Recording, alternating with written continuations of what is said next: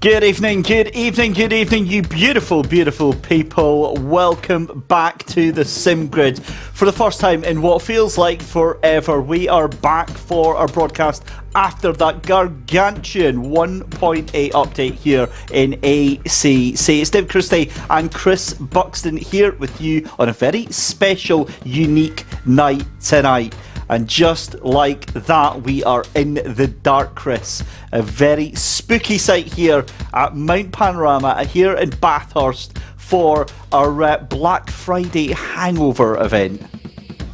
Be ready for some panorama pandemonium, I think, as we are pretty much looking on the stream at the only lit part of the circuit. It's right at the beginning. Everywhere else is pretty much pitch black, except for the car's own headlights. But yes, here we are in the wonderful, brutal Bathurst for an hour's worth of incredible GT3 racing here for SimGrid. Oh, so much looking forward to this. Yeah, this is going to be a cracking night for sure, because it's one of our long-time standing traditions of a one-off event here at the SimGrid. It means it's a little bit more relaxed. We get a little bit more time to talk about things. But first things first, we need to see where we're going to be going tonight. Let's take a hot lap then round here at Bathurst in the Merc. The Mercedes-AMG GT3 Evo takes us around a lap of the 6.213 kilometre circuit here at Bathurst. Mount Panorama, the mountain, as we head into the left-hander at turn 1, Hell Corner. As we accelerate through the gears, on our way up Mountain Straight before the right-hand sweeper, Quarry Bend. Now up into 5th, pushing over 240 kilometres an hour. About to hit the rev limiter before going into the right-hander. Down to 3rd gear, allow the car to run as close to the wall as you dare on the left-hand side before the run through to the cutting. Down from 4th gear through this braking zone, down to 2nd, scrubbing up a lot of speed. Tight towards the wall on the exit and on the entrance. Through into Griffin's Mount before the real fast-paced drama of Mount Panorama unfolds before our very eyes. Through Reed Park, now down the dip, through into Solomon. At 4th gear at 220 kilometres an hour. Now the run down towards McPhillamy. Again, another 4th gear corner. Through into Skyline. Down the dip, very much like Paddock Hill at Brands Hatch. And then you've got a successive amount of corners. Skyline, the S's. A rapid succession of 6 corners before you go through into towards the dipper. And then into the left-hander. 1st gear, 85 kph through Forest Elbow. Now punching the throttle towards the floor on this Mercedes as we head down the iconic Conrod Straight, which takes up nearly 2 kilometres of this 6.213 kilometre circuit, bouncing off the rev limiter, heading in towards the run towards the chase, turns 20, 21 and 22, 281 kilometres an hour before scrubbing off the speed down to 2nd gear. That was over 170 kph taken off. One more corner remaining in the Mercedes. The left-hander turn 23. Murray's Corner now negotiated, and it's the run towards the finish line here at Mount Panorama.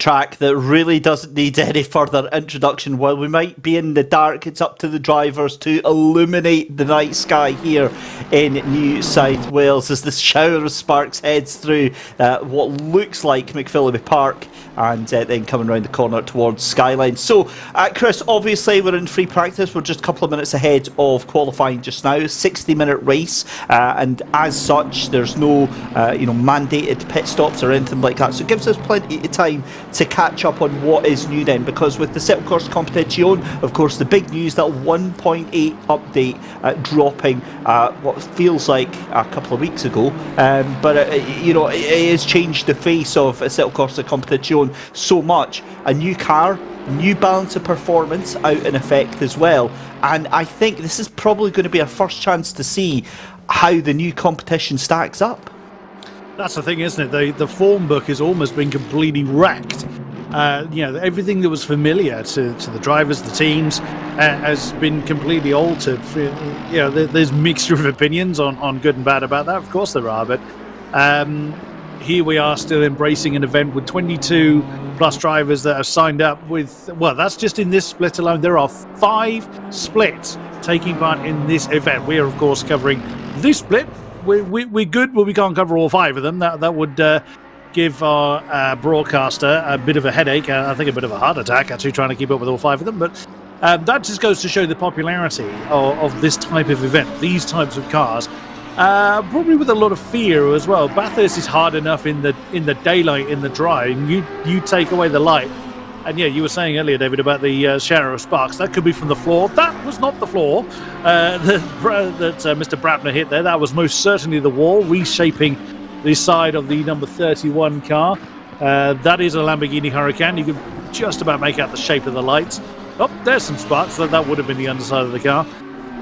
Yeah, this track is going to have some, or this race, I should say, it's going to have some interesting moments, I feel. I think that's probably the most restrained and political answer I'm going to get from you tonight, Chris. Goodness me. Yeah, look, the thing is that Bathurst can be absolute chaos. We see it in public racing. You know, you go up and you're coming through Skyline, or you're coming through the cutting in Griffin's Mount, and then there's just like 16 cars facing sideways onto the track, and you're not going anywhere. And all of my time doing broadcasts here at the SimGrid's and various other places, I've got to be honest, the inner 8-year-old in me has always been really disappointed. We've never ever had anything like that happening, you know. So, of course you don't want that to happen, but kind of inside a little bit of you actually does want to see it, just to watch the world burn. But free practice out and done with. The other thing that's fantastic, obviously, Chris, is the fact that, you know, brand new, welcoming you to the SimGrid tonight, but not just yourself as a new face, but on the grid as well. There's a whole host of brand new faces alongside the regulars tonight. I love seeing that. I love seeing the establishment being challenged by the up and coming. Yeah, those that maybe aren't so well known in these particular quarters. They might have sim raced in either other leagues or other categories or what have you. I love it. It just throws that element of unknown in there. Darren King showing the early pace, the only man under 201 on the mountain. We'll see if he's able to maintain that through free practice, or through qualifying rather, or whether anyone, which I suspect that we will have several people that are sandbagging a little bit, trying a few different things in their setups, I have no doubt. There's several particular names I want to keep an eye on, but one particularly, car number 2, Stefan Van Hal, the only man in the Honda NSX, at Bathurst of all places.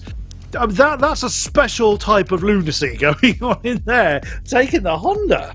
That is, yeah, that's the... Well, I think what surprises me is the fact that Lexus is up into... In fact, we've got 2 Lexuses in the top 10. I think that is the first time on the SimGrid I've ever seen that. Normally, you get one person taking the Lexus before they did the brand new balance of performance. But with the new BOP, it really has just evened everything out. And obviously, there's only so much we can take away from practice and the pace on show there. But again, it really didn't take much to imagine that it was going to be a BMW show this week, because whenever you went on a public server last week after the update, of course everybody wanted to get their hands on that brand new BMW M4.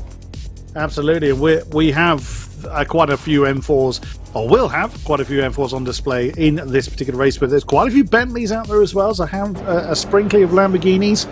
McLaren is still got some showing as well. One Aston, I think, if I've just read that correctly. Yes, one Aston Martin, car 137, Thomas Moran, is taking on the V8 Vantage. Fair play to you. I think there's only a couple of Ferraris out there. Oh no, one. I beg your pardon. It's a 197. This is Dennis DeMarco. And there he is. Not that you can see the Ferrari particularly in the distinct lack of light out there.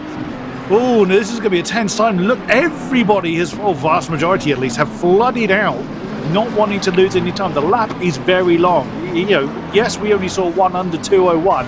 That's not because everyone's sandbagging. The lap is that long and that challenging. And as we see DeMarco just scraping the wall there on the way up through Griffin's Mount and Reed Park. That's a bit more than a scrape going on there, Mr. DeMarco. That Ferrari is back to the pits. Yep, back to the pits for the Ferrari. that's pushing the limit beyond where it's prepared to go. At least we're not going to see any kangaroos hopping out there, which is fairly common in any endurance race in Bathurst. You tend to find some wildlife gracing the track. But yeah, I just love the fact that a vast majority of the marks are still represented. Yes, BMW has got a strong showing, but we have got a sprinkling of everything out there. Yeah, we really, really do. And talking about all of the changes that 1.8 has brought, obviously we have to say a huge thank you to our commercial partners over at Coach Dave Academy for giving us a little bit of a heads up of their new offering that they've released on the back of Black Friday. Of course, Black Friday synonymous with amazing and some not so amazing deals, and of course that 1.8 patch pretty much blew a hole in any plans of them to really release some Black Friday goodies. So instead, what they've done is they've just launched their little plan that they've had under wraps for a couple of months now, but the setup bundle subscription service. So this is basically you can get setup bundles for a specific car for a certain amount a month, and they will keep updating. You get access to all the existing setups in addition to all of the new setups as and when they are released. So $9.99 a month, $9.99 a month, and that gives you everything, Chris, to get yourself up and running. What a great offer that Coach Dave Academy has put out there. That is absolutely stunning. So if you're a bit like me and setups don't, you haven't got the time or really the understanding to wrap your head around it. What a great way to become, or to get to a competitive level in ACC sim racing. What a great offer! Really is not to be played down. That is a fantastic situation that Coach Dave Academy have put on the table. Yeah, they really, really have. So qualifying underway then. This track itself then, Chris, what's your thoughts and feelings on it? Love commentating on it. I am terrified of it as a driver. As we're on board with Nick Babin in the 767 BMW M4. Yeah, believe it or not, that is a Beamer. So we're on the mountain straight then. Let's just have a run through of the lap in the dark. We saw it in the light coming into Quarry Bend. Oh, not quite hitting the apex there. You've got a bit of runoff there on the left-hand side. It's one of the few areas in the mountain you do have a bit of runoff. Over to the right-hand side, now the cutting. Double apex left-hander. There is the crucial part. Slightly banked, but really, really bumpy. Not to be underestimated. So now a couple of right-handers. There's Griffin's Mountain. Now this is where we saw people bouncing off the barrier quite hard. Then the over the crest and starting to come towards the top of the mountain, Solomon Park, and then heading towards the almighty skyline. Oh, wow. And you saw Nick there just get really out of shape. Oh, my goodness me. And that's how difficult it is to maintain a consistent line. Downhill now, through Skyline, through the S's, through the Dipper, and heading down to Forest Elbow. It's really hard to keep the car under control. It's really, really bumpy. And they've got to do this for an hour under a lot of intense pressure with cars around them as well. So, onto the Conrad straight then. This is about the only time that anyone can actually blink, let alone relax. And again, we still haven't found any kind of circuit lighting at the moment. You're only going to find that into the stadium. Oh, there you go. There's a bit you can see in the distance. Now, into the chase. So, over to the left-hand side, sweep through the right-hander, then bang on the brakes at the penultimate braking board there. Just kiss the apex on the left and then floor the throttle through the right-hander, over the crest towards Murray's Corner, the final turn where you can have an absolutely great run and bin it into the sand here. No, I'm not saying I'm talking from experience. Many hot laps dead by that point, and that's fourth, just half a second behind the current pole time of Darren King. Yeah, great to see Nick Babin there jumping the car up into fourth place there. And as you said, I mean, this is going to be very, very interesting for us to commentate on because there's so little light. But ironically, that's the least of their drivers' problems tonight. In when it comes down to it here, Chris, because drivers, when they're in the dark on their own, they can get into a rhythm, they can start to feel out the track. But what they've also got is, hundreds of other lights behind them, as we've got, say 20 cars behind them, each with about eight set or about 3 or 4 sets of lights in pairs facing forward, so you've got that in your rear view mirror as well, massively distracting. And I think that is going to add to the complexity of tonight massively. But 8 minutes left to go in qualifying just now for our Black Friday Hangover event here at the SimGrid. Darren King currently on pole position, 2:01.027. The practice pace would suggest that is going to get under the 2:01s, but we'll wait and see. And Chris, track temperature 26 degrees. It's still incredibly warm. We would settle for a day of that here in Scotland. Yeah, wouldn't we just? That would be our summer. Yeah, over here in the UK. But the Aussies, they have that kind of temperature in the dark. But that's ideal. That helps the drivers maintain optimum tyre pressure, which is going to be absolutely crucial for keeping the cars out of the ever-present barriers. Yes, they've got a fair amount of runoff when they're at the bottom of the mountain, but that's not the dangerous part by any stretch.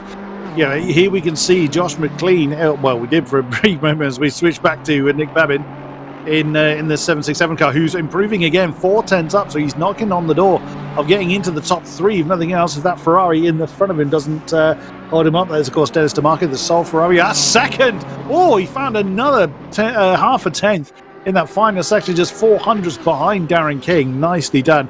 But yeah, exactly what you're saying about concentration. These guys won't want lots of headlights in their rearview mirror, but also something that really cannot be underestimated. When someone makes a mistake, I say when because it is going to happen when you've got lots of cars in close proximity, especially in the mountain, and someone does a lighthouse impression, spins, you've got light literally flying everywhere, and you genuinely, it might sound obvious, like, well, you must know where the car is because you look at where the source of the light is. You try it when you're at racing speed. It's really, it can cause a panic. If you don't know where the car is, you don't know where to position yourself, and you've got a split second to make that decision. So, yeah, I don't envy these drivers out there tonight. I don't think it's a case of can it cause an issue. I think it will cause an issue. That is definitely going to be happening just now. Dan King is still on that 2:01.027, but he's going to counter up. There we go, 2.807 for that lap there for Darren King, so improves massively, and that is a shot across the bow for the rest of the field, because 1/4 of a second is the gap now between him and Nick Babin, who jumps up into that second place, is caught by Chris earlier. Dario Balk comes across the line. He was in 15th, stays in 15th position. We've got about 5 minutes left to go in qualifying, and again now the cars kind of starting to space themselves out a little bit, starting to Josh McKean getting a little bit close with that wall there for my liking, but they're starting to really get as much space as they possibly can now. It's probably closer to the barrier than he would like as well, as he decided to nudge the wall at Griffin's Mount once again. But yeah, now everybody is starting to get into the rhythms, and people have gone out there and got on with it quickly. As I was saying earlier, the lap is so long, you can't afford to be caught out at the wrong time. But again, this goes to show the talent we've got on show tonight. Look how close these times are, and this is a 2-minute lap. Yeah, I'm still surprised when I see hundreds of a second separating people on a 1:20 lap or a 1:30 lap. This is 2 minutes, and they're still getting that close, car per car. Yeah, Darren King's the only one with any kind of significant gap up front. Also, bearing in mind, the average person, it takes them 1/10 of a second to blink. That's you've got people matching each other to the thousandths of a second. You know, Chavinsky and Appel, 11th and 12th, and a BMW and a McLaren. They've matched each other to the thousands. Absolutely incredible stuff. Yeah, it's fantastic stuff to see. And again, qualifying pace is great to see, but it doesn't necessarily mean that it's going to be your way when it comes to race time. A 60-minute race, remember, no mandatory pit stops, but I would imagine you're going to have to sort something out, because I can imagine a lot of the drivers, at least I would say 5 or 10 of them, are going to be making a trip to pit lane to possibly get the suction cups out and try and pull out some dents, I think, Chris. Yeah, a bit of body beating going on there as we see the aforementioned number 57 BMW start another lap. Here's Yuri Arctic. I'm going to struggle with this one. I'll give it a go. Artach Varchik. He's just come over the line in the Mercedes. Doesn't improve from 18th position. There is Joris Appel, that we were talking about earlier, in the McLaren, to car number 29, currently in 12th. Christian Lazavnov in another one of the Mercs in the 165 car. Oh, there is Appel's there somewhere. If the camera would keep up with him, that would be quite nice. At least these cameramen have no excuse. You can forgive real cameramen for losing the car in the dark. Yeah, these guys have no excuse. We will be hard on them for pointing the wrong way. There's Victor Chavinsky.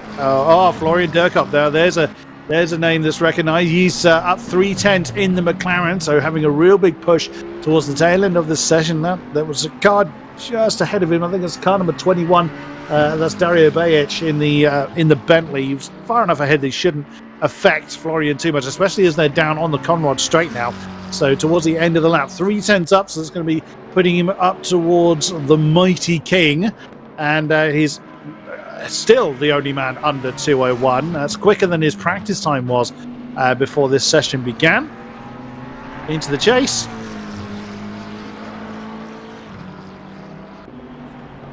Oh, forgive me, I had to sneeze then. That's why I muted the microphone a bit. That's why I suddenly stopped at the wrong moment. That's why. I thought you were adding a dramatic there, but where's that from? Florian Durkop, pole position, 2 minutes, 0.772. Where the heck did that come from? Wow, what on earth? You're going to have to sneeze some more. That's obviously a lucky charm right there. Oh, yeah, forgive me for that one. That's why that sentence stopped very unusually. Stefan Valhada, our sole Honda in the field, currently in 21st, just shy of 3 seconds behind the top spot, which may sound a lot in some racing categories. That would be an absolute mile, but in endurance racing and GT3 racing, 3 seconds is not an insurmountable amount, especially here. Oh wow, did you see the Honda get really quickly under the brakes? Now this car is not for the faint of heart. It is a monster to hang on to. I mean, ungodly quick, yeah, but it is an absolute beast to hang on to. Coming through Murray's corner, can he improve on his previous time? He says in 21st, does he improve? He does, but just by 0.4 of a second, not enough to improve his position there, Chris. In time, but not position, remains in 21st at the moment. Chris Sever has just slotted into 6th place with a 2:01.410 in his McLaren in car number 81. A few people in the pits then, you can see with the P on the tower there. Quinn Smith in the treble 8 car, that's one of the two Lexuses. The lead Lexus in the field in 8th position. A good effort there. There is Darren King. Now, what can the Dalkey see? I knew this is the only thing. I probably know a number of these drivers under their online name, and now I know who it is. It's Now I realise who Dal King is. It's this man. Right, so I know exactly who it is now. Man has been in sim racing. Oh, that snap there. Now, part of that is intentional because they're getting over to the left-hand side quickly, but you saw he just caught the outside edge of the rumble strip, and that just snaps the car over to the left. Now, if you're expecting it, you can catch it, but the wall is waiting with open arms. Now, hopefully we get an update on his split time as he now comes down onto Conrad Straight. He's a 10th up, so he has got enough to regain that pole spot from Durkop. Will he hang on to it coming down through the chase? There's such a long way down the Conrad Straight, over as much as he's allowed, onto the left-hand side, swoops through the right, bangs on the brakes in between the two braking boards. Oh, he thrown it away! Has he thrown that away at the end? Oh, he has! 2 tenths up, and just a tiny mistake denies the pole to Darren King. That is absolutely gutting. Got to say a huge thank you to Schmenman on YouTube, Chris, because he's pointed out a rather somber fact here. For the first time that I can remember at Bathurst, no Nissan GTR. Indeed. There's another absolute monster to hang on to. What do they call it? Godzilla in the old days was what it used to be called. But no Nissans this time. pretty much every other mark is represented. Yeah, everything else is there, but I still absolutely stunned by that pole lap right at the last minute there from Florian Dorkop to take pole position from Dan King. Third place to Nick Babin, fourth place to Lucas Kreuzer, fifth place to Josh McKean, sixth place to Chris Sever, seventh place to Christopher Tverin, George Brabner in eighth, ninth place for Quinn Smith, 10th place for Julian Bernard, 11th for Joris Eppel. We've then got the 12th place of Viktor Servinsky, and then it's Christoph actually moving up into to 13th position there, and 12th place there. Okay, that's a bit strange. So Serkov Christoph has actually just done that on that final lap there, just as qualifying was ended. So great job for him. Take 12th place. Dennis DeMarco in 15th position with alongside Dario Bike in 14th. 16th is going to be Christian Loznov in the Merc in 16th. 17th is going to be Thomas Morant. 18th for Matej Vaca. Matthias Kadzila in 19th position, 20th for Yuri Artak Vicic, and 21st is Stefan Valhal in that much loved Honda from Chris, and Matthias Kazniski in the Bentley at the back of the grid in 22nd. 3 seconds split our entire field.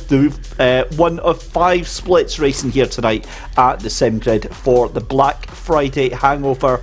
If you are still nursing your poor wallet after the Steam sales last week, maybe you've just jumped into Assetto Corsa Competizione for the very first time and you're thinking, I quite fancy giving this a go competitively, head over to the SimGrid.com, get yourself registered up on there, and you can take part in these events. We do various different splits for all of the different driver abilities. So if you think you're comparatively fast, you would put yourself in one of the top splits. If you think if you're like brand new and you're not very pacey, racy, then you get yourself down to the lower splits as well. You're very much welcome in whatever class. It's just a case of whatever one you think you'd feel comfortable in. So, Chris, 60 minutes at Bathurst Mount Panorama here. This is going to be a race. Well, we hope so. That's what we're here for. But yeah, this is going to be absolutely amazing. Bathurst is a track that is very much either loved or hated. It is one of these very, very challenging tracks that thankfully is mainly loved by those that race on it. And the top of the field, or top of this field, is unsurprisingly sprinkled with BMWs, but it is that McLaren of Dirkop that has got the top spot. You're down to 7th before you find a different mark. That is Christopher Tveven in the Lamborghini. The top Lexus is Quinn Smith. The top Bentley is Dario Bajic in 14th. Our sole Ferrari is Dennis DeMarco in 15th. The sole Aston, Thomas Morant in 17th. And as we mentioned, the Honda of Stefan Valhal in 21st. So what does this mean? Are we going to have a run away from the McLarens and the BMWs? Well, the McLaren has always been pretty strong in this field. The BMW, of course, it's newcomer. But the thing is, if you catch a backmarker in the mountain at the wrong time, try as they may, it's going to be very hard for them to get out of the way. It's going to cost the leader some time. If someone makes a mistake up in that mountain, they're almost certainly going to take others with them. So you cannot predict form at this point. Absolutely no chance. And yeah, it's almost expected that there's going to be issues, particularly towards the tail end of the race when fatigue's kicking in. You get people that have been on the go for absolutely hours, or obviously practice, qualifying, whatever races they've already done. Some people have probably already done a race today, which I find absolutely bonkers that there's race after race after race as these people do in the same day. I can barely manage one in a day, let alone anything else. Fatigue is going to be something that's going to be very, very telling here at Bathurst in the dark. Although, Mr. Dirkop, we need to have a word about that livery. I'm not convinced. I can tell how pink that is in the dark. We need words. I think fuchsia is the official term for that one. You were talking about me making politically correct answers earlier. That's a very kind way of just demonstrating. But even in the dark, don't they look spectacular? bar the pole, man. I'm not convinced by the ping, but look at this. Now, I confess, I do have a bit of a soft spot for the McLaren. I've always been a fan of that, but you cannot deny these cars just look amazing. Well, they do look amazing, but while you mentioned McLaren, Chris, just to jump in, one other person who's been on YouTube saying that the McLarens are very, very quick, a man you'll know yourself, and has extensive experience of them, Robbie Stapleford. Now, obviously, he is a prime example of just what can be done with these cars. Isn't he just... Yeah, absolutely unstoppable force in the McLaren. He would have been an interesting addition to this grid. I mean, he's an amazing addition to any grid, quite frankly, of which he can take the mighty McLaren. But yeah, you want an example to go by. Watch his races. It's a definite worthy addition to anyone's observations. We had that race together a couple of weeks back for another championship, didn't we? And he was in McLaren at the back of the field with full ballast and just basically demolished the entire field. And we're talking like about 20 cars or something. That was yeah. And he was just absolutely incredible. He was really, really... In fact, I know that it was another race that it was at, and I don't think it was Snetterton. There was another one where we were commentating. I'm sure it was Suzuka. And he was just so fast. But again, the point being, the McLaren's incredibly quick and incredibly capable car in the right hands. And, it brings up that whole thing about setups as well, because if you're maybe not so confident or really struggling to get to grips with the setup nature of these cars, the pre-made setups that are on sale over at Coach Dave Academy, they're just plug and play, aren't they? You just load them up and instantly you've got a stable setup that you can start feeling a little bit more confident in the car with. That's right. A bad car can be made much, much better by a good setup. 100%. So, again, all credit to Coach Dave Academy for putting an amazing offer together for to encourage more drivers to kind of take that next step into more, not say serious racing, not quite what I mean, but into not just your public lobby messing about. It's those that wanting that competitive feel, that real wheel to wheel, challenging for the win kind of nature, rather than just turning up and messing about. No criticism against that. We all enjoy to do that, but Coach Dave Academy give the option to those that, like you say, are a bit less familiar, maybe don't understand or don't have time to understand how setups really work. They've got a whole range of setups, different cars, different tracks, or what have you, that with the subscription that they're offering, you just grab and go, exactly as you say. And for those just turning up and having a bit of fun, you've obviously been watching my races lately, Chris Buxton. That's pretty much how I tend to do things. I turn up and make the others look good. That is my sole purpose on the grid here. But 15 seconds left to go. The car's getting their lights on, getting ready to get out here. And we're going to go and do our formation lap. And again, all the cars dropping down from their virtual jacks. That means they've come out of the pause menu and they are on the grid, ready to go. So we get away for our formation lap. Florian Durkop in the lead of this one as the car's going to go round. And just having a look at this then, Chris, we've got 22 cars in this split. We've got 5 splits going on all across just now, as we see a beautiful, beautiful shot here down into turn 1. I'm looking at the rest of the circuit, and it's one of the things you briefly mentioned about the fact that there's no light out, there's no peripheral light at the circuit, and that is something I never really understood the significance of until I got behind the wheel real life at Silverstone, and it is absolutely frightening when you go out and you cannot see the track going from daytime to nighttime. All your visual references are gone. You have to rely completely then on rhythm and the cars around you, and it makes it all so much easier for mistakes and accidents to happen.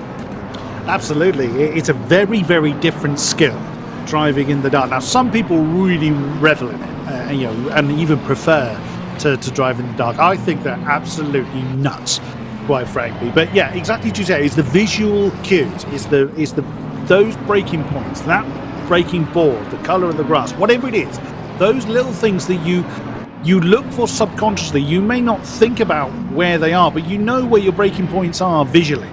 It's always said that your eyes are the last thing to register. But in certain categories, that is absolutely true. However, unless you've practiced driving in conditions like this, we could be looking at anything right in the middle of the shot, and we just don't know what's there.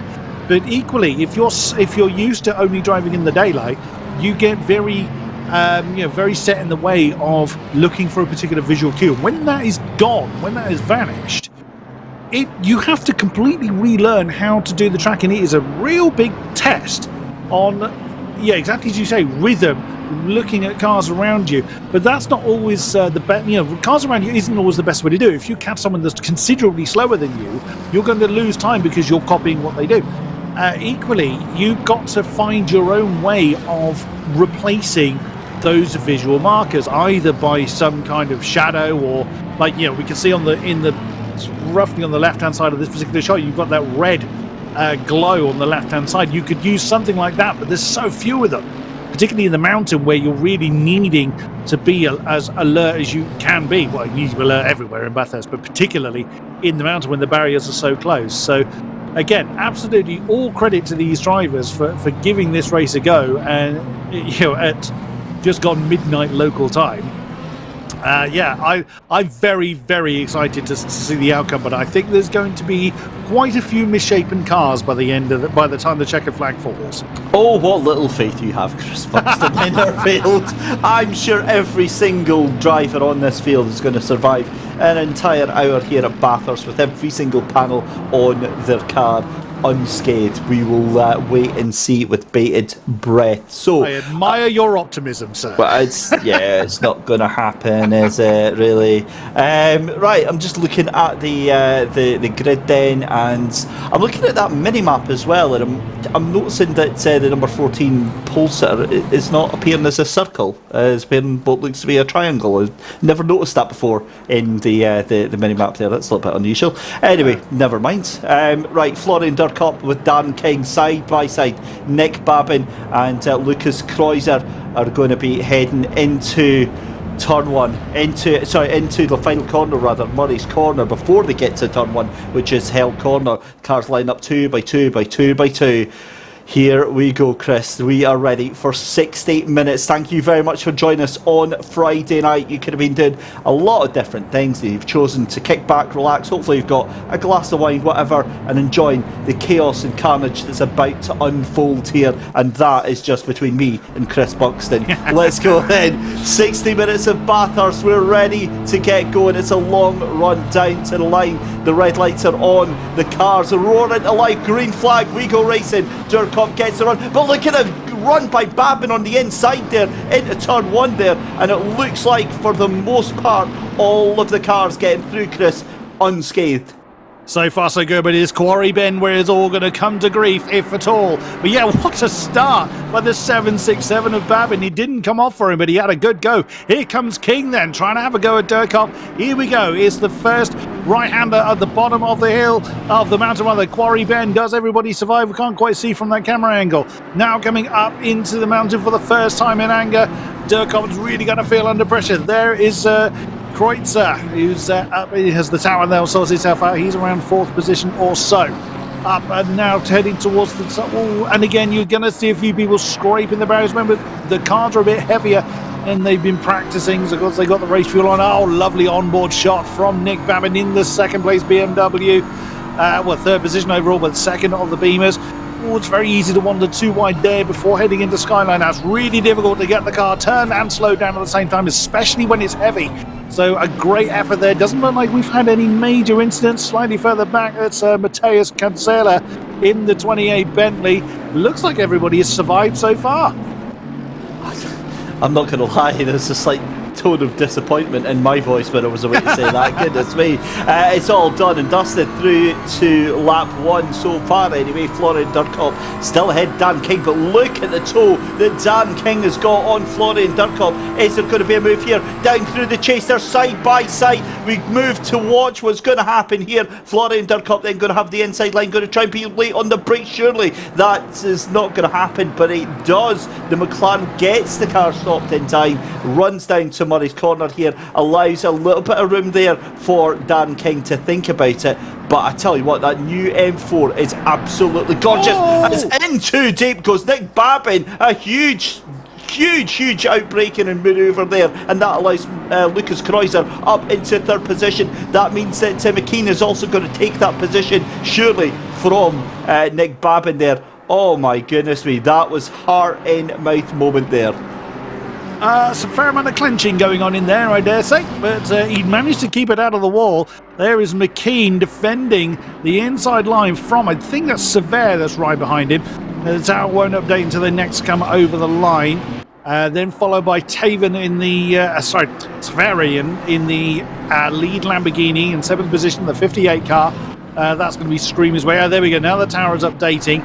So Durkop just managed to fend off King. I'm a little surprised that Darren King didn't try and make the move coming into Quarry Bend. I'm not surprised he didn't try it into Murray's. He didn't want to be the one giving the slipstream along that big, long mountain straight. But either way, wow, Durkop's managed to get a nice bit of breathing space actually on the way up the hill.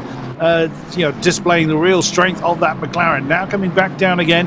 Kreuzer in 3rd. He's not hanging around either. He's managed to really start to home in on Darren King.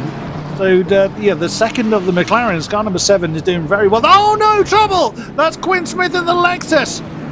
We can't really see where the cameraman is completely lost. Well, there he is, and that's caught somebody else. No, did we not say if you're going to have an incident, someone else is going to go with you? We've actually got someone in the 2 cars in the pits already. Oh, disaster! And they're done. That is their night done and dusted. That was a 197, I believe, in the 58 that are out of the race then. That is Christopher Tverin and the 197 of Denis DeMarco. That is horrible to say, and that is our only Ferrari out of the race. And now this is what I'm wondering. I'm wondering if the McLaren has the 1 lap pace, but I wonder if the Beamer is faster overall, because the way that Dan King has been able to hold on to Florian Durkop here, despite Durkop getting a little bit of a move going here. This is a replay earlier on then, and just straight into the car stranded in the track there, nowhere for him to go. And yeah, you can kind of understand why that is. Good night Vienna for that 197 car. Yeah. Now, you might wonder why the Lamborghini just sat there. Oh, we see the BMW again looking on the inside. That's Darren King again challenging Durkop for the lead, but not making the move stick, heading into Quarry. Now, you might wonder why the 58 car just sat there. It's actually the safest thing to do. If you're facing the wrong way, especially in the dark, the last thing you want to be is unpredictable.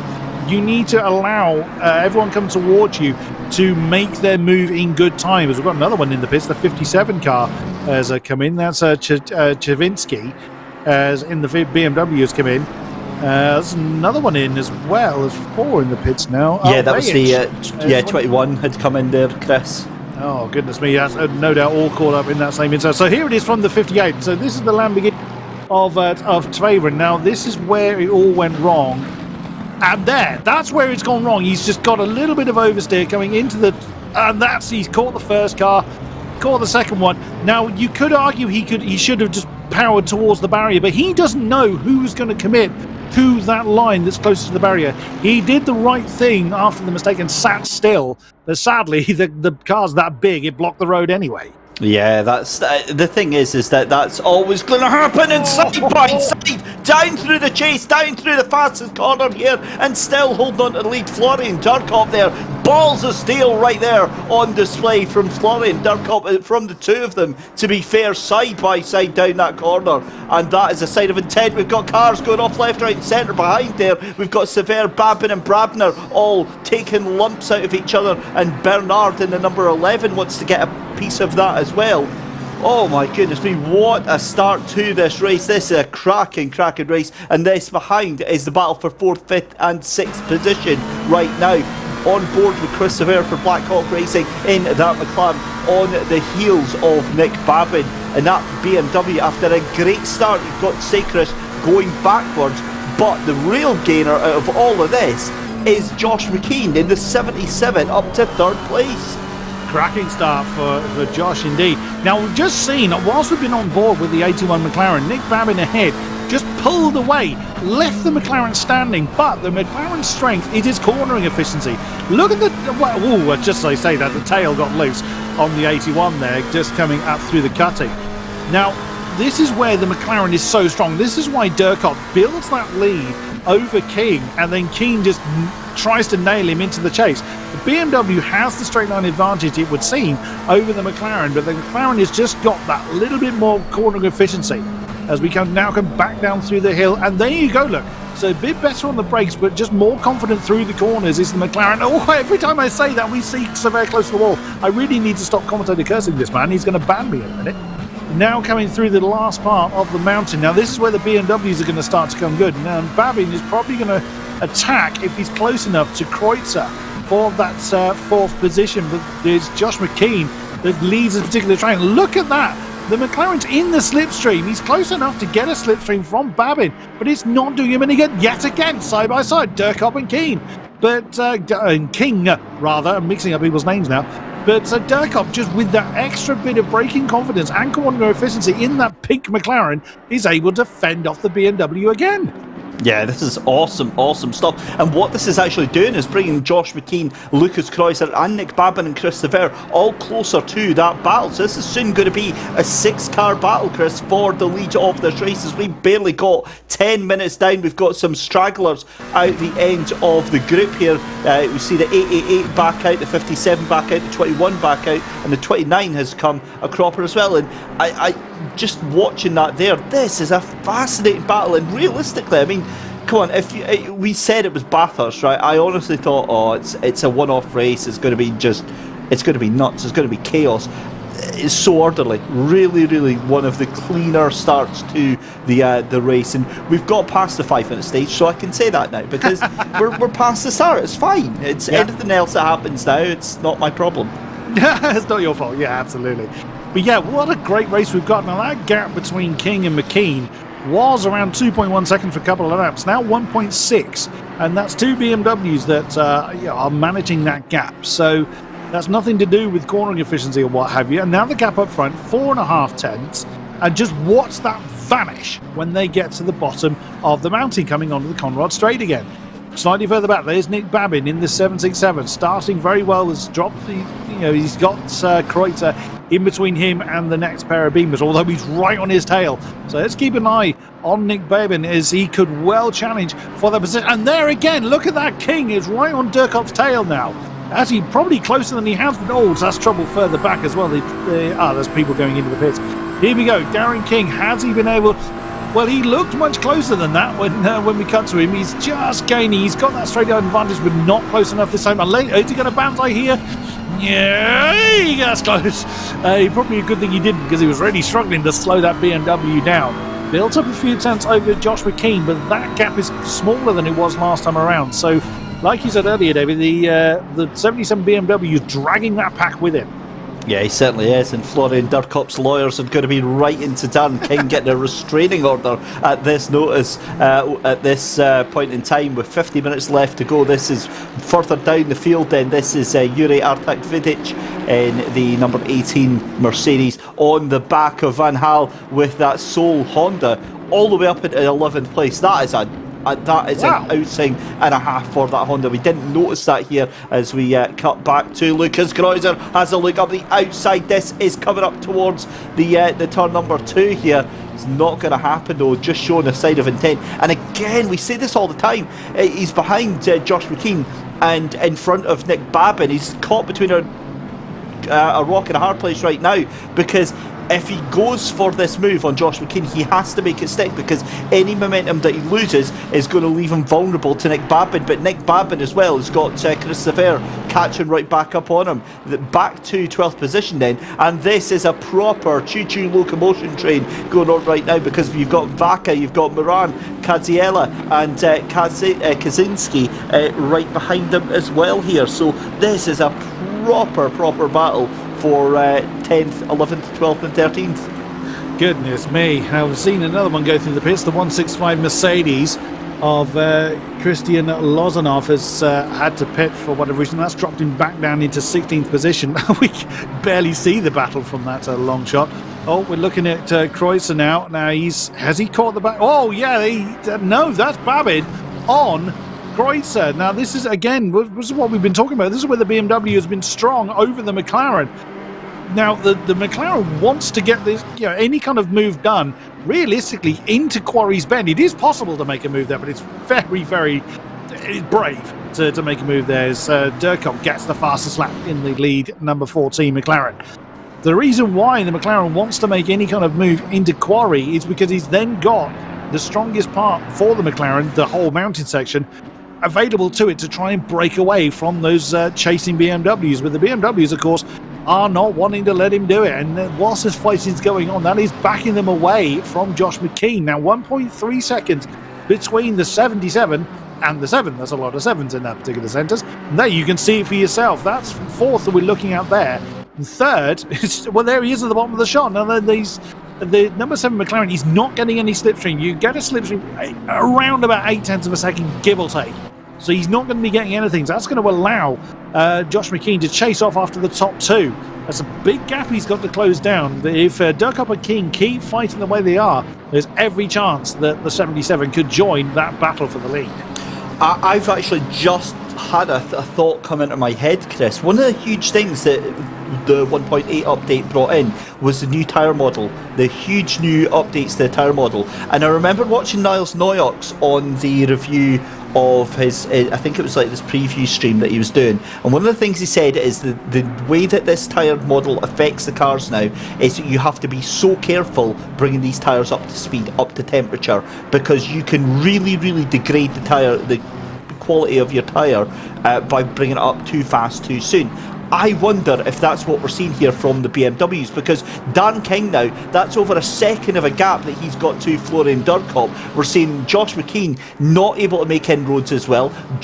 Nick Babin as well is really kind of struggling a bit to make any sort of headroom right now. Is this what we're seeing? As I've said that, Dan King now back up to 0.4 of a second here, but that's surely going to be in the drivers' minds about not taking too much life out the tyres. Could well be, but I think that the way that the gap is ebbing and flowing is just where the strengths of these cars and the drivers and the setups as well is being exploited. The McLaren is better in the mountain, the better BMW is better in the strength. That's what we've been talking about all race long. And there you go, that lead battle, there it is at the bottom of the screen, is now down when they cross the line to 2.5 tenths of a second. So Darren King could try and make the move as somebody kicks up a bit of dust on the exit of turn 1, which is Hell Corner. Now Darren King, he's not gaining enough, we're not gaining really at all on the McLaren. If we stayed with this view, we would see that pink McLaren just edge away into the distance through the mountain and then just that gap disappear yet again. But they have managed to build an almost 3-second gap back to Josh McKean. Let's see what it is when they cross sector, 2.8 seconds, so it's not really changed at all. So they're maintaining this pressure on each other and still building a gap behind them. And Josh McKean's being caught by Kreuzer now, so he needs to be careful he doesn't get back into the battle for that 3rd position. He's been enjoying some free space ahead of him. He does not want to start defending from those behind. Yeah, for sure. Fascinating on-board view here from Dan King down through Skyline, down through the S's, through the Dipper as well, and then it's going to be into for its elbow, that long left-hander that leads him out into that glorious Conrod Straight. This is now very, very close for Dan King now. He's tucked well and truly into the slipstream. I think he's closer now than he has been before, in behind Florian Durkop now, in through the chase then. Not close enough, you can see on the gears upshift there. Here we go then, it's a huge boost then for Dan King, side by side, gets the outside for the next corner then. This is down towards the chase then, and it's a big boost on the inside for the McLaren, but the BMW sticks it in, keeps on, and that is huge respect from both drivers to keep this battle going. I thought he had it. I really thought Darren King had that. Oh no, it's Babin! Oh no, that's in the chase. It's gone horribly wrong. Oh no, we didn't quite see how that came about. Oh, here's the BMW again. Darren King challenging now. Coming down into L corner. Can he outbrake the McLaren? He hasn't been able to yet, and round the outside swoops the McLaren. But Darren King is still very, very close to the back of the McLaren as they come out to the mountain straight. But there's McKean. He's going to be loving the fact that they're side by side, because that's allowing him to just destroy the gap between himself and the top two. That's unreal. Well played to Florian Durkop. Just held his head, didn't panic, held his line, and managed to maintain the lead. Now, what happened to Nick Babin? Let's have a look. So he's coming down into the chase. This is where he goes. Oh, what's happened here? Boink. Yeah. And it's very easy to unsettle these cars. He was kind of forced. I think he missed his braking point by probably like a meter, but that forced him into committing to that inside manoeuvre, and sadly that has gone very badly for him. Down into 9th position for the 767 BMW. Yeah, Nick Babin happened to Nick Babin. That's what happened there. You saw the car squirreling under braking, really struggling to keep control of it, and there was no other way. In fact, to be honest, he was very, very lucky that it was done. It wasn't the other car that got taken out, because that probably would have been almost certainly a penalty that might have had a worse effect. At least from this, he can just get back going again. He's down in 9th place, but yeah, sure, that's going to be the least of the worst outcomes for him. Dan King, though, still on the tail of this McLaren again, side by side through the chase. Josh McKean looking very, very menacing in the background. He's not anywhere. He's not closer than he was before. Again, he's going to have to dip out of this. And again, that McLaren now is playing very, very intelligent driving here, because now it gives him the outside line for Murray's corner, and all the McLaren has to do is just later on the brakes, roll it in, and then get that job done. Clips the exit curb though, and that compromises the exit speed. There's no room at the end for the BMW to get past, and look at Josh McKean now, 7/10 of a second. We've got a three-way fight for the lead here, Chris. That completely changes the dynamic of this fight. Now, we've seen lap after lap after lap of these two having to go each other. Oh, this is a great opportunity for King now. We've seen how well that BMW accelerates, and there is the view from McKean. Oh god, we're going to have King and McKean in the same sentence now. Oh, now is Durkop going to be able to outbrake the BMW? Not this time! As the McLaren sideways coming into Quarry Bend. Is that going to give McKean a run? No, not quite. And finally, Darren King has managed to relieve the lead from... Oh no, McKean did get through! So Durkop in one corner lost 2 positions. Oh, it's not done and dusted just yet, but it does seem that King has had the overall pace advantage leading to this point.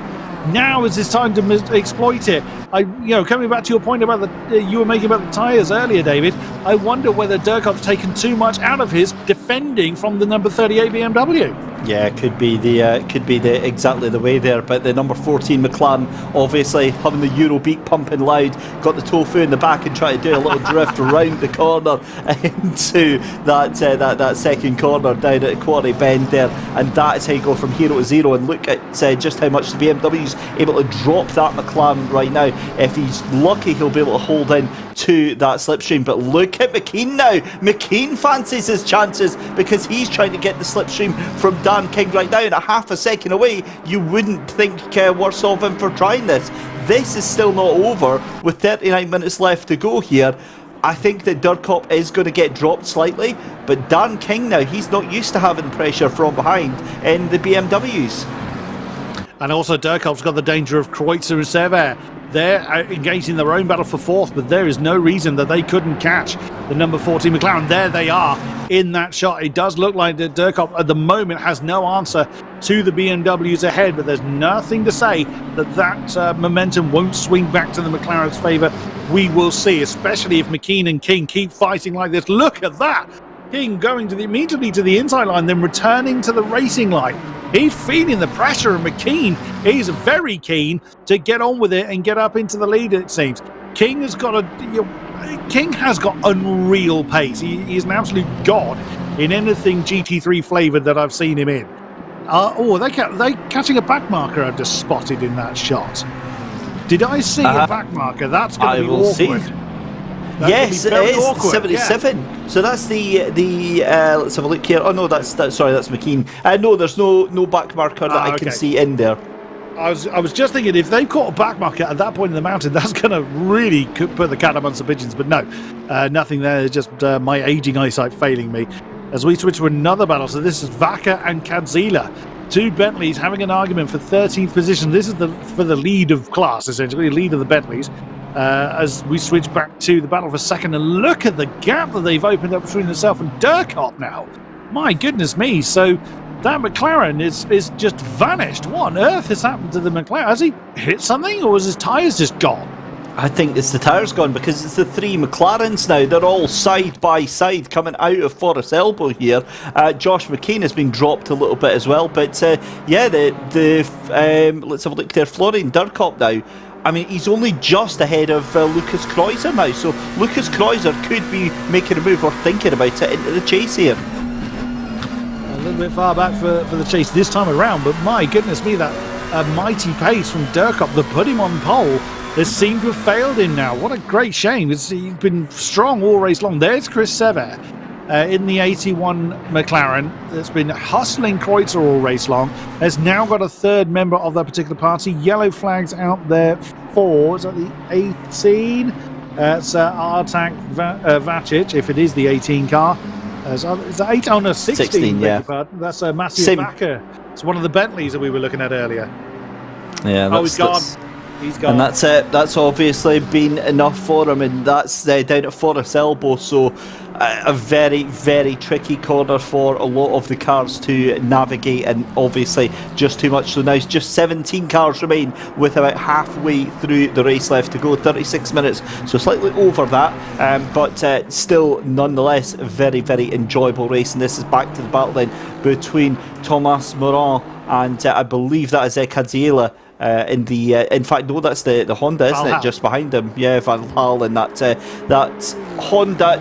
I mean, 12th place is not that bad for them too. Considering Van Hal started at the back. Oh dear, that got a bit lively.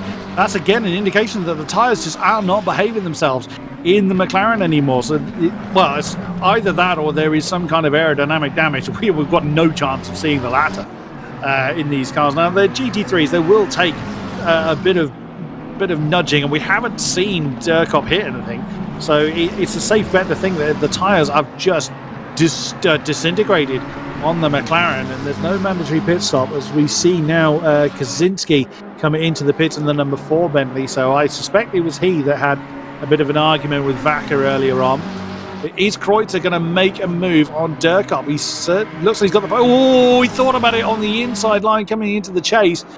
And, look at how much later he is on the brakes. Now, bearing in mind that Durkop's been out braking Darren King all race long. That's incredible to see. Just, it's like all the confidence has gone out of the 14. Yeah, it really, really has. He's going to have to watch now because Christie is looking very, very fighty as well. You asked about, the pace from Darren King up in front, and he's opened up a second gap over Josh McKean there. 2 laps ago, he did a 2:02 flat, purple lap, fastest lap of the race, and that was only on lap 12. That was ridiculously fast pace going on, and believe it or not, that was about a second faster than every other car on this grid, with the exception of Josh McKean, because McKean is about maybe 3-4 tenths of a second slower than the leading 38, the BMW. Now the BMWs, including Nick Babbitt, actually still in those 202s, but the rest of the cars, it looks like, doing 203s right now. So watch Nick Babbitt potentially for making some moves up towards that top 5 with the final 35 minutes here.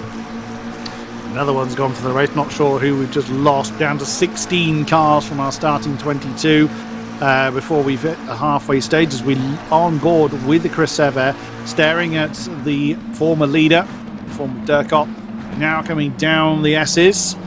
And again, look at the tail on that pink McLaren, just really sliding his way through. Is not the optimum way of doing those S's as well. I never found it.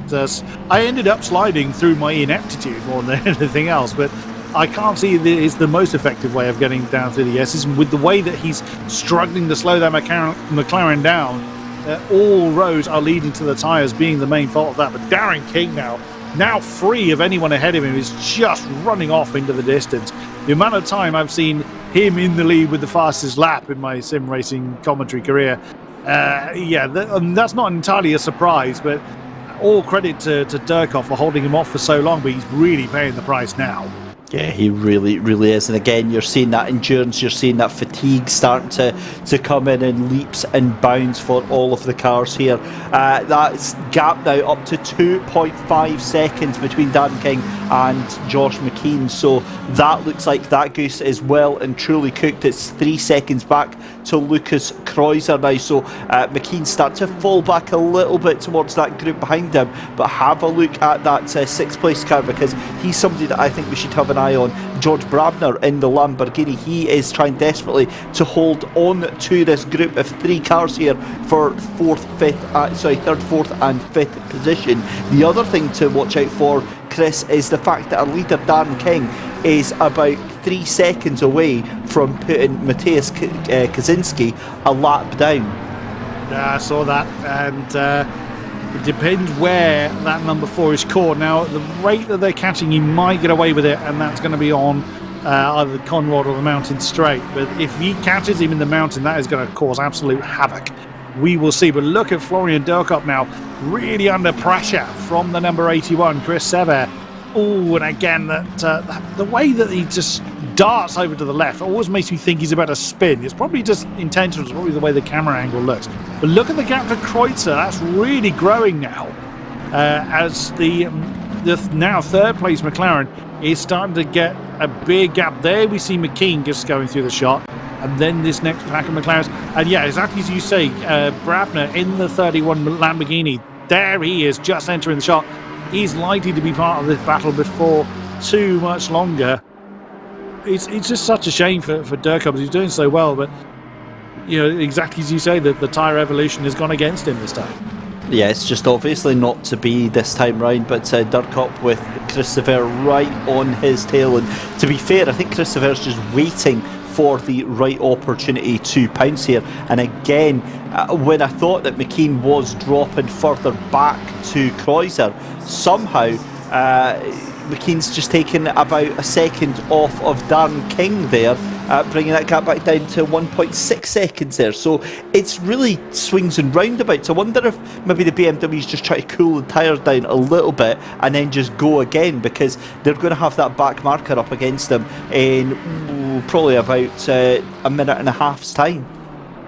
Yeah, the last lap from King was 2:03.3, whereas McKean's last lap was a 2:02.6. So you got 7/10 of a second in the favour of Josh McKean. But Darren King doesn't need to push it this way. This isn't a championship. This is just a one-off event. So it's not going to serve him to run off and do something silly. And yeah, he's got his eye on that number 4. He wants to be able to catch him anywhere other than the mountain. So yeah, Darren King is no stranger to strategic racing at all. On board with the number 14 of Florian Durkop, as we now head over the top of the mountain into Skyline.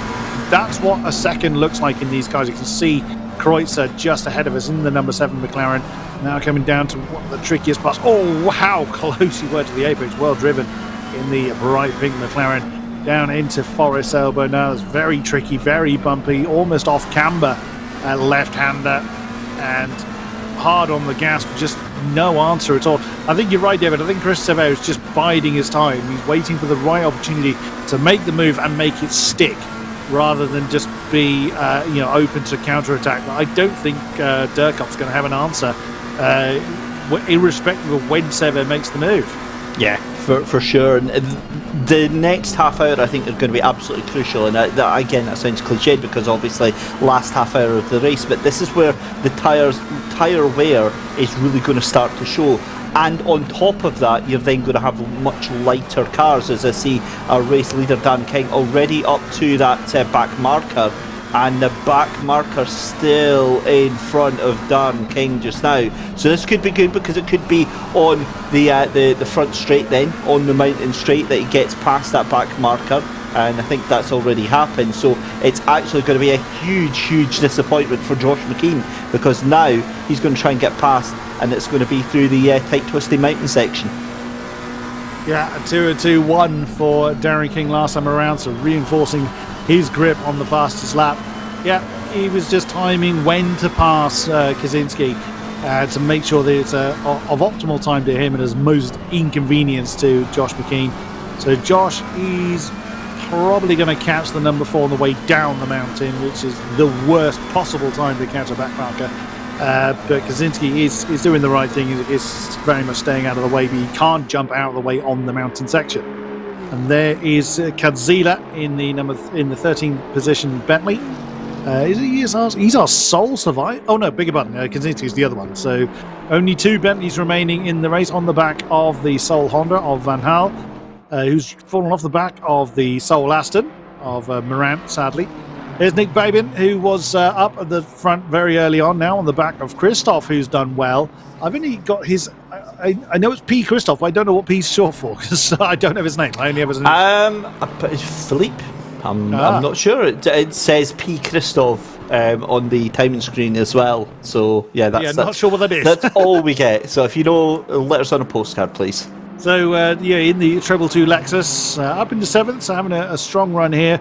We know how quick Babin is, but his race coming unglued earlier on, as we saw in the 767. Is he going to make a move in the Beamer?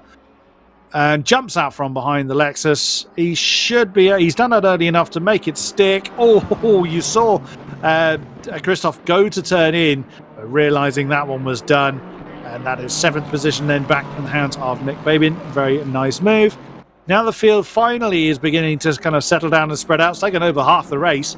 It's taken quite a fair chunk of the field as well, this race, in fairness. But that's Bathurst for you.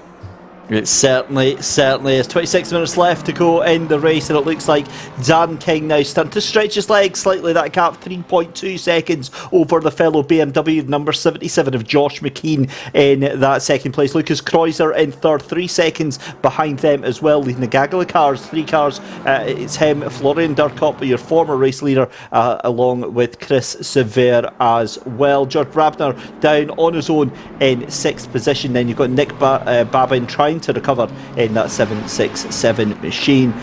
But it's been a fantastic race so far, really enjoyable, and I think for me it's a big thumbs up for this 1.8 update as Chris Sever with a huge hit into the wall there. That's going to hurt. That's going to need the mallet you were talking about to bend those panels out. Of course, we can't see what damage that's caused. We don't know the extent. He might have gotten away with it, but that was quite a thump. On the side of the wall there, going through McPhillamy Park. Does look like he's closed in on Florian Durkop, though. He might have gone away with it. That's one of the Bentleys. I'm assuming that's the number 4. Yes, it is. That is Kaczynski. That is getting out of the way. There he is, remaining predictable and getting out of the gas. Any time someone is being lapped, it is always the duty of the faster car to make their way past the slower one. But the slower one needs to be predictable in how they do it. So staying off the racing line, or staying on the line you were previously on and just bleeding out the throttle on a long straight is the absolutely perfect way of doing it. But here we go again. This battle for third is reforming, isn't it? I said everyone was settling into their rhythms, and no sooner do I say that Kreuzer is being caught by Durkop, who's dragging Sever with him. So these three are, it's the battle of the McLarens. And what a battle it's shaping up to be. Lucas Kreuzer, who really did have a comfortable gap over as Florian Durkop there does a little bit of landscape gardening. But Lucas Kreuzer had a comfortable gap over Durkop and Sever, and now, as you said, Chris, they're starting to come together. With 25 minutes left to go, how much more life do they have in the tyres? Surely it's going to have to be a measured effort from any one of these three drivers. You'd have thought so. Being that I've never actually driven in ACC, would you believe? So I have absolutely no idea how these tyres will hold up. But yeah, you would think that it's got to be managed. They've obviously done over half the race by this point. You would think that they've been practicing in the conditions they're going to be racing in, or you would hope so. So yeah, they should know the limitations of their car, their driving abilities, the setups, etc. So yeah, the honest answer is I have no idea. But Sever has fallen off the back of Durkop. But this is where Durkop's been struggling in this downhill section, where, of course, grip and braking efficiency is most tested. So let's see how well he does. He's staying on the back of Sever. That's Kreuzer then. Well, not defending pass 8, just holding his line. Sever is then caught back up to the back of the number 14.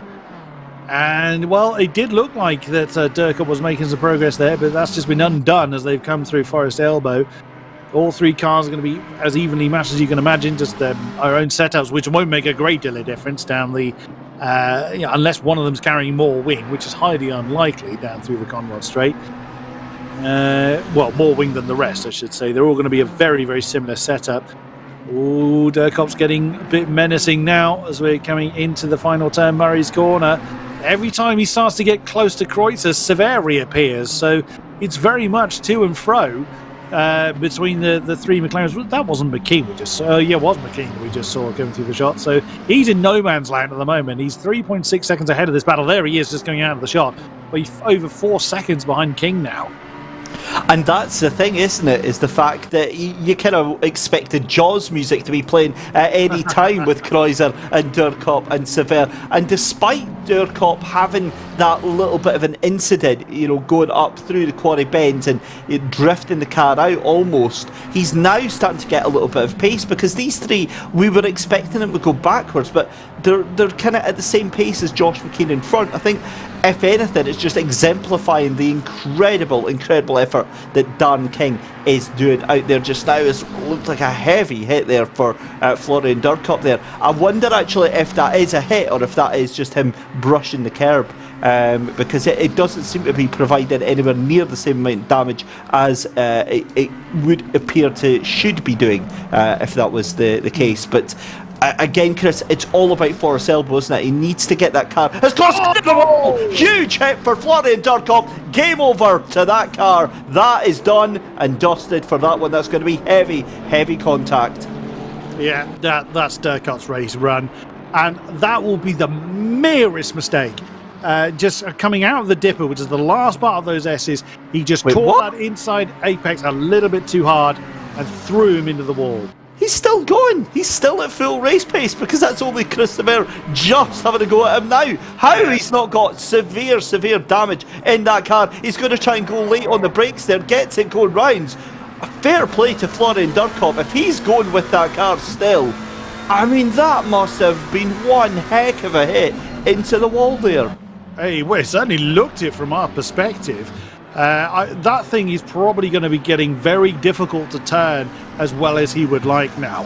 That's my only... Unless he happened to catch the barrier dead square, which we couldn't really see in the dark. Oh, Bradner's in the pits. Oh, no, the lead Lamborghini from 6th position.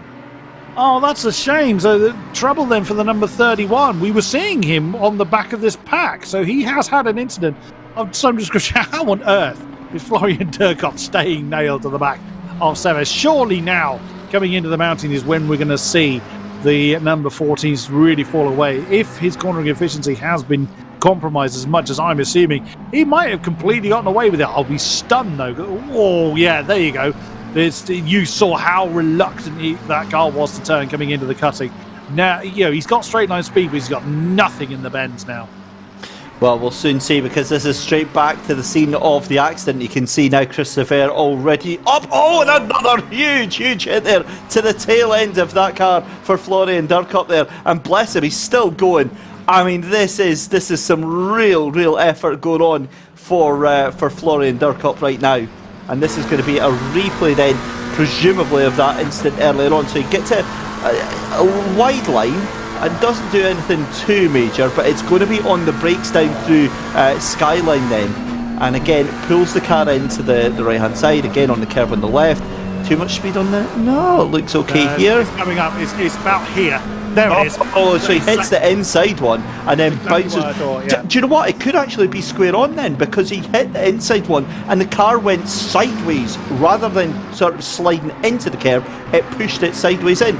So that's... the damage is on the right-hand side of the car. If he's managed to do that, the damage is on the right, where he hit that inside apex wall. So instead of the car obviously following the apex line, he's tried to cut it a little bit too hard, and that slight mistake just basically catapulted the car into the opposite wall. And there you go. You're now seeing at the end of the lap the time he's lost now, 1.1 seconds behind. What was his time last time around? It was 2:03.4, which is still damn quick. Let's be honest. he was 7/10 slower than Sever ahead of him. I want to know what happened to Brabner, because he was doing well. I think he had a similar issue at the through the S's, because that was where it all went wrong for him, and I saw the car stationary for a bit there before he returned to pit lane. Could be. The mountain has claimed another. The mountain taketh, the mountain giveth, and the mountain taketh away. It's a case. It's a circuit that you hope will do well for you. Oh, here we go. Here is the Lamborghini. Yeah, exactly as you say. So he's coming into Skyline now. Let's see what he does. So whoa, way too hot. Oh, wow. He was hoping the bumps would be kind, and no, it was not. So he got way too hot into the top of Skyline. Just could not slow that down. He just caught one bump, which pitched the car to the right. And it is good night, Vienna. Oh, that is a horrible... Even in a sim, even that you know it's not real, your heart is still in your mouth, because you just know that is a brutal hit for that Lamborghini. And that is a horrible way to ruin hundreds of thousands of virtual pounds there, all up in smoke with the Lamborghini. So George Brabner into the pits, and you've got to be honest, doesn't look like he's going to take any further part in this race. Meanwhile, Chris Sever right on to the back of Lucas Kreuzer. This is the battle then for the final spot on the podium here, with 17 minutes to go here, Chris. I've got to be honest, I think Sever is looking very, very tasty for this final spot on the podium. Dan King, I can't see anything happening with him that's out with his control, or that's within his control. And Josh McKean, brilliant second place for him. Absolutely, yeah. The only thing that can stop King is King. With that kind of pace, another 3/10 in Sever's favour. You said earlier that he was just biding his time and choosing an opportunity to strike. Well, I mean, Durkop struck himself, as we've just witnessed, but now I wonder whether Sever's just kept a little bit more life in his tyres, because look at that. Kreuzer struggling to get that McLaren rotated coming into Quarry Bend, now up into the cutting. Oh yeah, Sever had to back. It looked like he was going to go for a move there, but wisely backed out of that. You can make a move up there in the cutting, but you've got to really banzai it. It's very much hit and hope, which is not what he fancied. So Kreuzer's still got pace, but it looks like he's struggling a bit to rotate the car. So Sever just biding his time. He's probably acknowledged the second is too far down the road, and you realistically know who you're in a battle with. If you've practiced against the guys that are in the same race as you realistically know where you sit in the pecking order. And here we go. This is where Sever's got a bit more confidence on braking, on turning than the McLaren ahead of him. This is a great opportunity for the 81 to try and wrestle that last podium spot out of Kreuzer's hands. And this is going to be absolutely huge to see whether or not this happens. This is on the back straight here, again up the slight incline towards that bridge, and then it's going to be down through the chase then. This is Christopher's best chance so far, tucked into the back. Is he going to make a move? He had the chance. He's now just stalking that car in front, trying to force them to make the mistake, trying to force Lucas Kreuzer, because you saw that. And what has happened to Dan King? Dan King into the pits. No, he isn't. I'm just saying there, he slowed right down. So What on earth is... Yeah, McKean's in the lead now. He is. I was just thinking, hang on, he didn't have a P next to his name. Oh, he's in the wall. What? Oh my! What did I say? I jinxed it, Chris. I said nothing within his control is going to take that away from him. I don't think. And then I also said that the only thing's going to stop King is King, and that's exactly what's happened. Oh my goodness me! The story is still not written. I said that at the beginning of the race as well. Suddenly, Josh McKean, he's in the pound seats. I'm speechless, Chris. I'm absolutely speechless here. Wow. Goodness me. Well, right, so Josh McKean now is going to be very, very happy. But realistically now, that gives Lucas Kreuzer and Chris Sever something to go for here. Oh, no way. Is this through the chase? Yeah, what's he done? So, the walls are very far away at this point. Oh, no. Oh, there he went. Oh, he couldn't hold it. So he just went a tiny bit wide. At least he was right by the pit entry, so he didn't have to go very far. But that's the tiniest of mistakes. I mean, that can happen. Not that I know, because I've never led for any length of time. But, you know, he's got no one challenging him, so you can kind of take your eye off the ball. And just a tiny, tiny mistake threw him into the wall. Oh my God, I cannot believe this. Right, this puts a lot more context into this battle then between Lucas Kreuzer and between Chris Sever, because this is now a battle for second and third place then, and you can bet your bottom dollar that Chris Sever is going to want to have that as well. Now, what I need to keep my eye on is Josh McKean, because if that can happen to our race leader Dan King, it can certainly happen to Josh McKean as well, so we'll be keeping an eye on that. And that's so awkward, the fact that Dan King could find himself, if he's not careful, getting lapped by the lead BMW, Josh McKean. That is a horrible, horrible sight. Well, and with only less than 13 minutes to go, and Darren King is in no man's land. You can see him on the map just going through Quarry Bend now up towards the cutting. There's no one anywhere near him, so he's not going to get a slipstream. He's certainly not going to challenge for position. His race, he's not going to improve from there. There you go, 32 seconds behind Appel in the 29 McLaren. As we switch back to this battle for second position, Chris Sever still yet to find a way past fellow McLaren of Lucas Kreuzer, but there's McKean just going through the shot. Now, McKean has backed off a little bit, or has certainly lost a little bit of time to the battle behind, and he could well just have gone into bring it home mode. There's about 6-ish laps remaining, so maybe a little bit early to back off if that's what he's doing. But he's clearly demonstrated he's got the pace to maintain maintain the lead. However, if that's what he's doing, he's done it too early, because he was 6/10 slower. 6/10 slower than Kreuzer, right behind him. At that rate, it's going to be close if Kreuzer keeps closing in on McKean at that kind of pace. But of course, Sever is not interested in just letting the laps go by. He wants that second position now.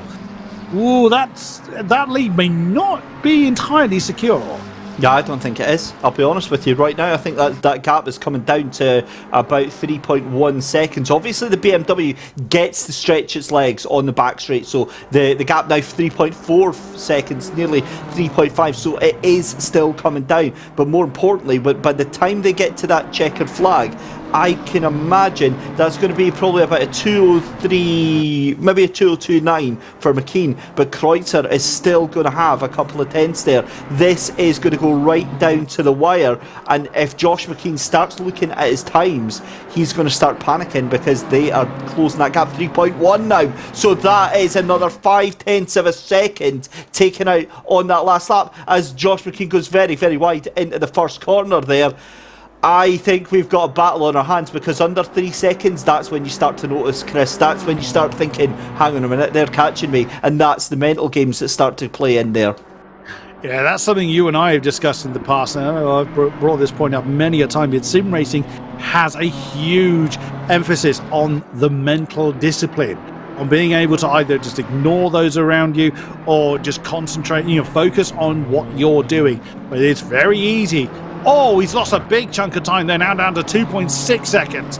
And that's just in one sector. Crikey, that was a huge chunk of time lost. Has he hit something, do you think, Chris? I'm just wondering the same thing. Either he's had a really rough run into the mountain. Oh, and he hits the wall again.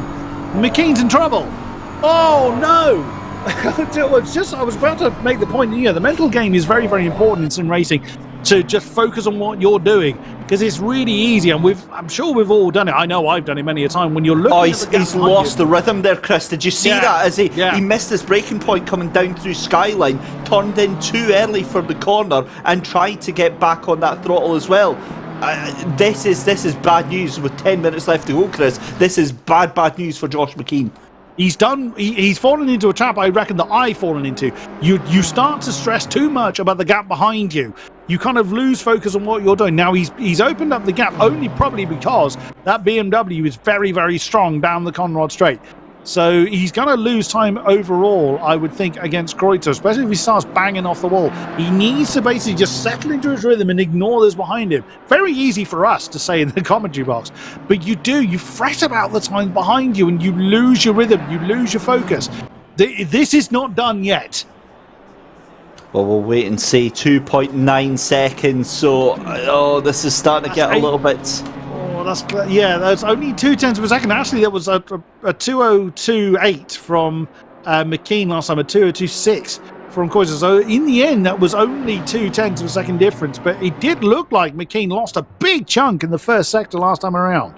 Well, maybe he did. He maybe did, and then for some reason able to. Whether or not what we did see is Kreuzer and Sver fighting. Oh, so close to the wall. Yeah, it could well be. It just Kreuzer and Sver actually slowing each other down. Absolutely, 100% possible. The McLarens need to kind of ignore their fight for now and chase off after the leader. It's, again, no racer ever does that. You challenge the position whenever you get the opportunity to. McKean just needs to settle back into his rhythm, just ignore those around him. But as you said earlier, David, if the likes of King can fall by the wayside by either distraction or just lack of focus, it can happen to anyone. McKean's got to hold on for what I suspect is another 4 or 5 laps. I think he might do it now. He's opened up much more of a gap over Kreuzer and Sver. But the problem is, this is where they start to catch up through this tight, twisty, technical section. But realistically, I think that gap's opened up much, much more now to over, I think, probably over 3 seconds. Because you've now got Durkop back on the tail of them again, and he was miles off of them. So they're too busy fighting with themselves. And don't be surprised if that reads over 3 seconds. Yeah, there you go, 3.8. So, I mean, that's all he has to do. McKean now gets another lease of life, and for me, that's an opportunity missed for Kreuzer and Sver. 100% agree with that. I wonder whether Kreuzer's made a mistake and Sver couldn't capitalise on it, so that slowed both of the McLarens down. Yep, 100% agree that they had a real opportunity to challenge McKean, but now, unless McKean falls off the road, that opportunity has well and truly gone. 6.5 minutes when they cross the line. That's going to be 4 more laps at this pace. It certainly is. So 3.8 seconds the gap now.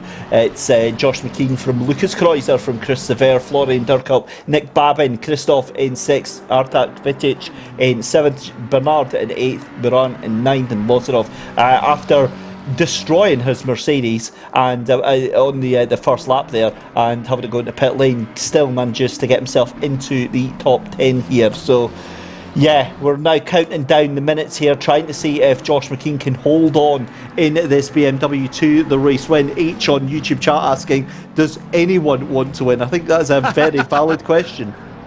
Yeah, absolutely. Well, they all want to win, but the walls, like we said earlier, the mountain giveth and the mountain taketh away. It's the mountain who decides the winner, not usually the drivers. I think that a comment like that has been made about V8 supercars running around Bathurst. So Sver has fallen a little bit off the back of Kreuzer here as we watch the battle for second position between the two McLarens. Lucas Kreuzer's had that second spot pretty much since Darren King fell off the lead. That is the front view from the lead BMW of Josh McKean coming through Forest Elbow now. He'll be willing the timer to count down quicker than it is. You want this race done and dusted, but he's certainly got enough of a gap with the pace difference that is between the himself and his chasers. He doesn't need to do anything other than what he's done for the last hour. just keep turning the miles, and the gap has barely changed in that last sector. So, and he'll be aware of that. He'll be looking at the times, and it could be that Kreuz has realised that, and he's now just defending from Sever. Yeah, the thing is, though, is that as long as this battle keeps going on now, McKean gets to breathe a sigh of relief, because Sever, desperate to try and take this position, I think he's going to leave it till the last lap, to be honest. I think that the two of them know they're not going to be able to catch up and take challenge for this race win now. Durkop has dropped off again to these two. I think it is done and dusted, but with the exception of these two here, Chris, I think that Sever is just measuring up Lucas Kreuzer. And let's not forget, Lucas Kreuzer is an insanely fast sim racer, so this is a proper mano-a-mano battle on the track here. Oh, absolutely, and all credit to all drivers taking part, irrespective of a split, because they've done a fantastic job to get to this point. And as David was saying earlier, anyone that is interested in taking part in these kind of events, head over to SimGrid, find them on the socials, find them on Discord. There is a level tailored to your particular skill group, whether you're a fast face or a racing ace. There is a space for you. So we always encourage anyone to come and have a go. You may have crazy lunatics like us shouting about your on-track antics, but for this race, 3.5 minutes remain. The lead of Josh McKean remaining in, well, it's around about 3.5 seconds. It's not dropping enough for him to be challenged at this rate with the time remaining. The race leader coming through Forest Elba now with these two warring McLarens still arguing over the remaining podium spots. Yep. That's exactly the case. 3 minutes left to go. Sever, he's been in that no man's land, has he, for several laps now. Close enough to want to fight, but not close enough to actually even make an attempt right now. So it has been a very, very difficult one here as we see Josh McKean coming through to complete yet another lap. What I would imagine is to start the penultimate lap of the race, and then we'll possibly go into the last lap, the lap after that one, with 2.5 minutes left to go here. But you can see now Sever starting to turn up the dial, starting to turn up the wick, and start to pull that down. The gap coming down between first and second place to 3.3 seconds. Still nothing to be too concerned about just yet, but it's worth keeping an eye on, because there's still 2 laps to go in this race, and we've seen a lot can happen in just 1 lap, Chris. Darren King did the fastest lap earlier, or with under 2:01 again. So he's just out there having fun on his own. But look at this. So you've got on the panel on the right is the leader of Josh McKean, and the warring McLarens in the pane on the left. There, just going into shot, is Florian Durkop. He cannot get close enough to the two ahead of him to really challenge with the damage he's got on his car. And he's still doing 2:02.7s, despite how hard he bounced off the wall earlier. Oh, what might have been for Florian Durkop. Well, what a race we've had here at Bathurst for this Black Friday hangover, as it's been dubbed, for SimGrid, given to us by Coach Dave Academy. A huge thank you to them and all the partners involved in this event. What a spectacle we've been treated to. Yeah, we really, really have. It's been so much fun, and I've missed the one-off events here because, it's a chance to see some of the old familiar names and a chance to see some of the new ones, and a little bit less at stake. It's more about bragging rights and more about having a laugh than actually serious championship points. So we get to see a little bit wilder racing, shall we say. But yeah, it's been a fantastic effort. Never thought we would have seen Josh McKean taking the win after we saw Darren King just so strong in this race earlier on. But here he comes then in that picture on the right hand side, coming under the Liquid Molly Bridge down towards Murray's Corner then for the penultimate time to start the last lap of the race here.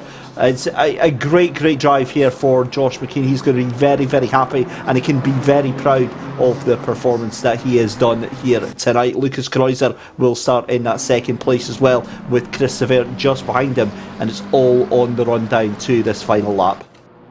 Darren King's hit the wall again. He's done a 2:20 last time around, so he's either hit the wall or spun. So I don't think we'll be hearing from Mr. King tonight. Or if we do, we'll have to. If we do, we'll have to inform him to behave himself. As the timer has hit 0. Oh, is Darren actually going to be lapped? Because look at where he is on the map. He's actually being gained on by the person who usurped him for the lead. Oh no! My goodness me, that's going to be awkward. Oh no, that gap's to under 3 seconds, Chris. That's okay. Let's keep an eye on that. Yeah, but he's got enough time. He's gone into bring it home mode, which again you can't blame him for. And it could be he doesn't want to get near Darren King. But these McLarens are pushing very, very hard. But that gap has just increased a little bit. That could be enough to keep Sever behind. We will see. As the checker flag is both McLarens misbehaving themselves coming through the S's. The checker flag awaits on number 77. Yeah, certainly does. Out of Forest Elbow then for the final time. Josh McKean going very slowly. What? That's or is that was just a trick of the camera that right there. It was looking very, very slow, but he's up to a full racing pace. I can assure you, coming through the chase just now, that gap now still 3 seconds, so not to worry about. But this is it, Sever having a look up the outside there. Moves to the outside, moves to the inside, late on the brakes. There's going to be contact. The two of them rubbing off each other. They let it go. What a performance, lads! What a performance! Josh McKean though through into Murray's corner though is going to overtake Darren King to take the win. Then a brilliant job for the BMW. Race win for Josh McKean is going to be second place for Lucas Kreuzer, third place for Chris Sever, fourth place for Florian Durkop, fifth place for Nick Babin, and Christoph in sixth position there. I've got to be honest, I didn't like seeing that contact at the end there, Chris, but Sever pulled out of it when he realised it's not going to happen.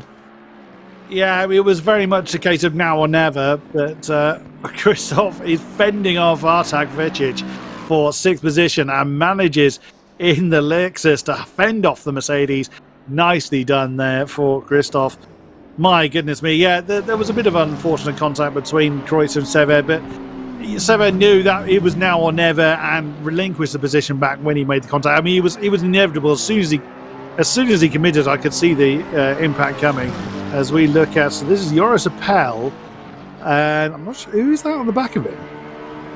That's not Darren King, because he's somewhere down the road. Oh, is that Kadzila?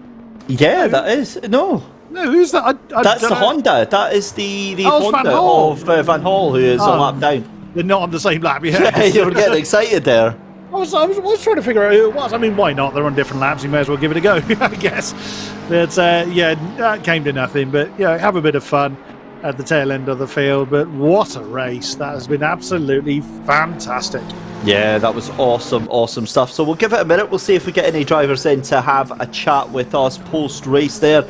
I saw a cheeky little comment there in the drivers' chat there about the winner's going to be the person who gets the least amount of damage. Well, that is the award tonight for the most obvious comment, I think, here at Bathurst, because realistically, though, it wasn't like that. We lost about 5 drivers or so to damage, but that could have been a lot worse. Yeah, 100%. As we said earlier, Bathurst is a very difficult circuit in the daylight, in the dry, and you know we talked about how those visual references are completely removed. Sounds like an obvious statement, and yes, they have lights, but when you're driving along at these kind of racing speeds, your natural instinct is to still go for those visual cues, and they're simply not the same. They're not there half the time.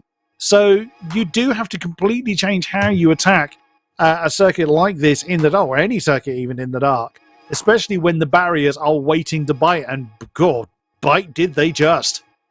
They absolutely did. Well, I think that is pretty much it here for the SimGrid tonight, because I don't think we're going to get any of the drivers coming in. They are done and dusted for the night, and who can blame them? Goodness me.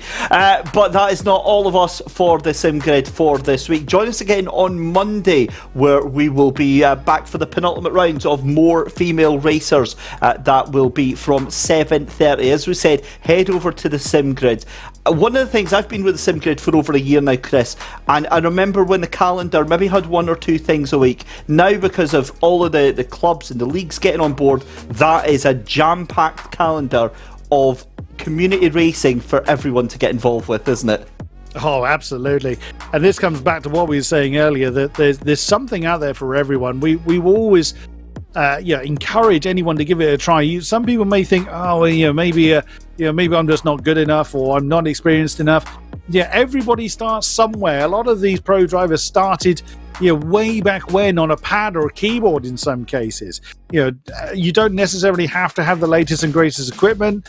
If you've got something to race with, give it a try. I always implore you to give it a go. It may come to nothing, but you'll never know unless you take the shot. Yep, and at the top of the website there at the SimGrid, you can see the brand new daily racing that they launched very, very recently, where you can take part in multiple races per day against, you can see that there, in 3 different flavours, GT3 obviously, and GT4 makes an appearance as well on the odd occasion as well. So if you don't fancy the championships, get involved in daily races, and there's nearly always people to race against. So that is it from us then. A huge thank you to Chris Buxton making his SimGrid debut. Welcome to the SimGrid, buddy. Hope you enjoyed it. A huge thank you to Mike Yao behind the scenes on the cameras as always, and to all of the stewards as always. Thank you to you at home, and a huge thank you to our commercial partners over at Thrustmaster and Coach Dave Academy. On behalf of everyone here at the SimGrid, have a wonderful night, have a wonderful weekend, and we'll see you on Monday for more female racers.